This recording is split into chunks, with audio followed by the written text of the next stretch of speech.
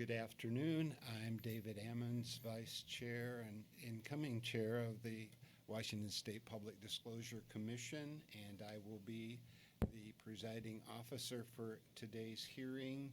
We will be joined in progress by Vice Chair-elect Russ Lehman. Also, he will not be participating in the presiding, but will be present to see how these are conducted. The time is 3:07 p.m. and the hearing is being conducted under the authority of RCW 3405, the Administrative Procedures Act, WAC 39028, and RCW 4217A, the Campaign Disclosure and Contribution Act. The hearing is being held at the PDC office in Olympia and is being audio recorded. I will be hearing 3 cases today in brief enforcement hearings. The staff have provided a written record for each case, and I have read those, as have all of the commissioners. Each respondent does have an opportunity to appear in person or by phone or in writing, may waive their right to appear. So I'd like the staff who's presenting to introduce herself for the record. I'm Tabitha Blacksmith, Compliance Coordinator. Tabitha, I'd like to swear you in. Please raise your right hand. Do you solemnly swear or affirm that testimony you're about to give will be the truth, whole truth, and nothing but the truth? I so swear. Very good. We have 3 cases, as I mentioned, and we are going to begin with Catherine Campbell. And if you would present that case. Thank you. Catherine Campbell, former City Council member for the City of SeaTac, is alleged to have violated RCW 42.17A.700 for failure to timely file a personal financial affairs statement, or F1 report, certifying financial activities for calendar year 2017 that was due no later than April 16, 2018. By way of background, we have on June 4th, 2019, the PDC staff received a complaint filed by Glenn Morgan alleging that Catherine Campbell violated RCW 42.17A.700 for failure to file a personal financial affairs statement, F1 report, certifying financial activities for calendar year 2017 that was due no later than April 16, 2018, which is Exhibit A. Catherine Campbell is a former City Council member for the City of SeaTac, serving in that office since election in 2013, whose term ended on December 31st, 2017. Catherine Campbell was required by RCW 42.17A.700 to file an F1 report certifying financial affairs for calendar year 2017 no later than April 16, 2018. On April 17, 2017, PDC staff received a complaint from Glenn Morgan alleging violations of Chapter 42.17A RCW, which occurred in Catherine Campbell's 2013 election, underlying PDC case 16817. From April to June of 2018, PDC staff sent 7 email reminders to elected and appointed officials, executive state officers, and professional staff members of the Office of the Governor and for members of the legislature regarding the annual F1 filing requirement. On July 16, 2018, PDC staff sent warning letters to elected and appointed officials, executive state officers, and professional staff members of the Office of the Governor and for members of the legislature who had not filed the F1 report by that date, but Catherine Campbell was not on the list to receive a warning letter. On August 16, 2018, PDC staff sent hearing notices for a brief adjudicative proceeding to be held on September 24, 2018, but Catherine Campbell was not on the list to receive a hearing notice. On January 31, 2018. Could you halt for a second? Sure. Could you explain the wording that she did not receive was she off cycle, or why was she not in receiving the warnings? The information that we collect that that generates the warning notices and the reminder letters comes from outside sources. They come from the elections offices. There's things called blue cards, and so the jurisdictions report that information. So it's unclear if she wasn't on there, or we're not sure exactly what happened, but she wasn't on the list that we generated. It's a partially manual process with Excel, and then we also use information from outside sources. So You do conclude that she did not receive proper notice? didn't receive notice last year when we did the rest of these hearing notices. Then on on January 31st, 2019, PDC staff issued a formal written warning to Catherine Campbell in PDC case 16817, but the 5-year statute of limitations set forth by RCW 42.17A.770 had expired, which foreclosed the PDC from enforcement action on the alleged violations and from review in the present enforcement action in PDC case 52901.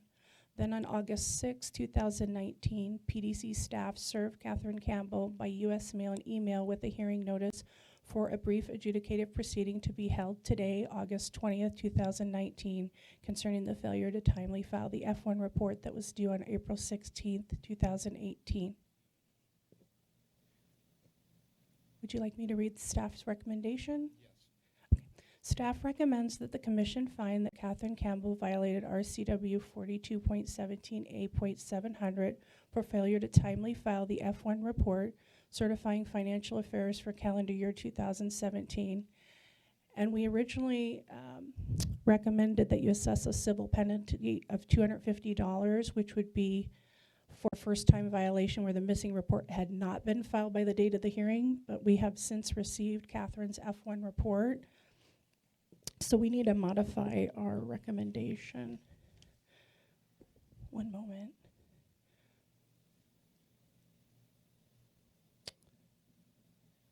Okay, I'd like to recommend that the amount can be from $0 to $150, so I'd like to reduce the recommendation to $150 for a first-time filer who filed before the hearing.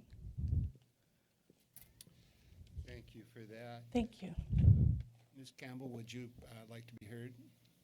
Very good. Would you raise your right hand and repeat after me and say your name? Catherine Campbell. Hang on just a second.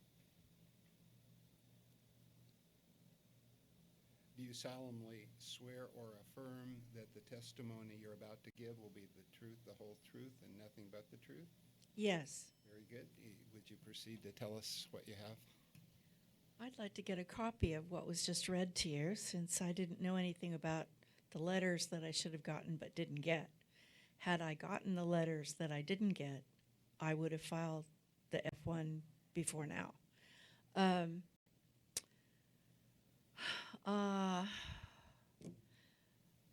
I don't know why my name wasn't on the list of people who were informed by the PDC. I should have been, since I didn't fill out the form, but I didn't fill out the form for this one at the time that I lost my re-election bid, because I didn't think I needed to. I'm still in the process of understanding exactly why I needed to file one after I was no longer in office, but I'm fine with that. I'm an old lady and I live on Social Security, so the $100 or $150 or $1,050 or the $5 million that you talked about earlier, it'll take me a while to get that together. I can do it on a monthly basis, but I don't actually have $100.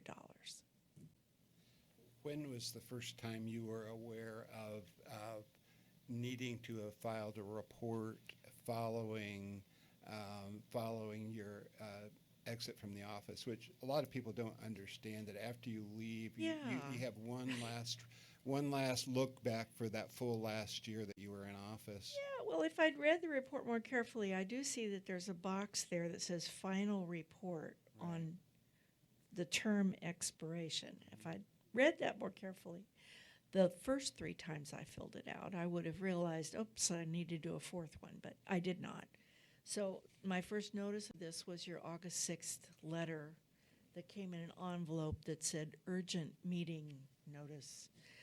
And I opened it immediately, of course. And you have supplied that missing information today? Yes. Okay. Having reviewed staff recommendation and your comments, the presiding officer would suspend the entire amount owed of $150, and finding that you have complied with submitting the missing information, attest that you did not receive timely notice of the missing requirement, so thus didn't know that you needed to do that, and a written order will be issued to you stating that, and the suspension carries with it an obligation to going forward, go forth and sin no more. If you should run for Quite office true. again in the next 4 years, we usually say, then the full 150 would be due and payable at that point. But otherwise, if you keep your nose clean, you're good to go home. This is nice. I would like a copy of your report if you would be so kind, Tabitha, Oh, the memo? with the dates of when I should have gotten a letter to prove that you are aware that I didn't get one. So that would be really great if you could do that for me. Since there's been delivery issues, let me get your email again. That's a good email. I think it might be better if you just send it by Just mail. mail it to you. Okay. Yeah, that'd be fine. I would like to also put in 2 cents worth about the Public Disclosure Commission. I spent 30 of my adult years in the state of Georgia, and I'm very grateful for your existence. I think you guys do an amazing job. And we try to explain to people what their obligations are and to reach out in a timely fashion to remind them. I know I get my own reminders every year from my F1, and I always appreciate that because I don't always do it right away. You're elected or appointed? Appointed by the governor. Good for him. Right. So, yeah, thank you for coming down. We always Thank listen. you. I love an excuse to come to Olympia, but perhaps not this particular kind of an excuse. That's right. Well, it was a good outcome. Thank you very much. Thank you, Tabitha. Thank you. If we could move on to the next case is Rodana Devereaux. Yes. You're welcome. This matter concerns PDC case number 54751. The subject is Rodona Liz Devereaux. Rodona Liz Devereaux, I'd like to point out some scrivener's errors that are in the memo, that Ms. Devereaux's name is spelled incorrectly in the memo and in the exhibits C and D, and we'll make sure that it gets spelled correctly in the order. Rodona Liz Devereaux, a 2019 candidate for city council member for the city of Kennewick, is alleged to have violated RCW 42.17A.700 for failure to timely file a personal financial affairs statement F1 report certifying financial activities for 12 calendar months prior to becoming a candidate that was due within 2 weeks of becoming a candidate or no later than May 27, 2019. On June 20th, 2019, PDC staff received a complaint filed by Michelle Levenite alleging that Rodona Liz Devereaux violated RCW 42.17A.235 for failure to file monetary contribution reports or C3 reports and summary full campaign contribution and expenditure reports or C4 reports, disclosing contributions and expenditures undertaken by the campaign and RCW 42.17A.700 for failure to file the personal financial affairs statement or F1 report. This is Exhibit A.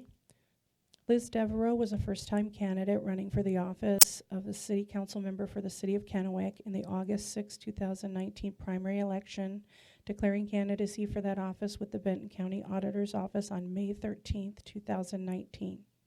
On May 13, 2019, Liz Devereaux also filed a candidate registration or a C1 report with the Public Disclosure Commission within 2 weeks of becoming a candidate, selecting the full reporting option, which requires regular submission of C3 and C4 reports disclosing contributions and expenditures undertaken by the campaign. This is Exhibit B. Technical problems with the electronic campaign registration filing system were identified by the PDC from May 13th through June 12th of 2019, which prevented or delayed filers' ability to timely file C1, C3, and C4 reports during this period. Due to such circumstances, these filing requirements for the filer were suspended during this period pursuant to RCW 42.17A.055, making any C1 reports or C3 or C4 reports of contributions and expenditures in the reporting period due no later than June 13, 2019. Liz Devereaux was required by RCW 42.17A.700 to file a personal financial affairs statement or F1 report with the PDC, certifying financial activities for 12 calendar months prior to becoming a candidate within 2 weeks of becoming a candidate or no later than May 27, 2019. PDC staff sent 2 email reminders on June 24th and July 11, 2019 to candidates running in 2019 who had failed to file the C1 report, the F1 report, or both. On August 6, 2019, PDC staff served Liz Devereaux by U.S. mail and email with a hearing notice for a brief adjudicative proceeding to be held on August 20th, 2019